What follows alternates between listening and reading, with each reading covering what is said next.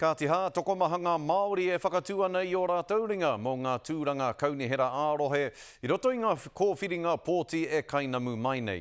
Ka mutu 35 o ngā kaunihera 78 o te motu kua whakatū wāri Māori. Ko te katoa hoki o ngā kaunihera ārohe e whā o te tai tokerau kua pēra. I kōrero a Harata Brown ki tetahi o ngai tātou e tono tūranga ana i te wāri hou e kia nei ko ngā tai o tokerau. E koke whakamua ana tēnei uri o whangaroa.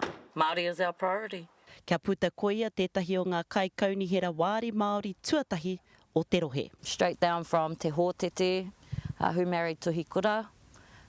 Then from them came Hauawe, who was the brother of Hongi Hika. Then from Hauawe was Tupe Tupe, who signed He Whakaputanga.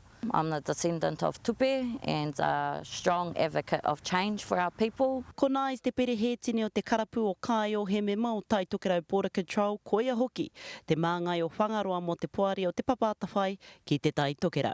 I'm excited about the Māori land space. Ai, hihia marika ana ia kia kite i te huringa o te tai. Flooding is a big aspect for our people. We're always underwater and we're actually quite used to it. And also housing. So it's having a seat at the table where we can actually have a solution, a proper solution, not a plaster solution to these issues. E whā ngā tūranga e tūwhera ana ki te wāri Māori, mai kawakawa Ngāti Hine i te tonga te peo whairangi hokianga, tai atu ki te rainga muri whenua te hiku o te ika.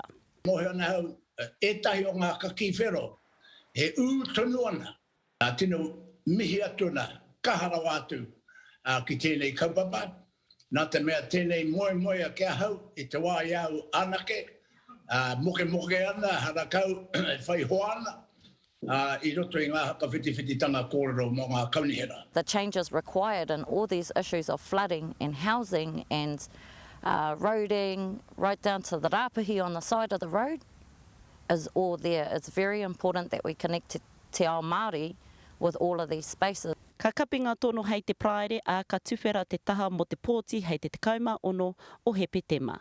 Harata Brown, Te Karere.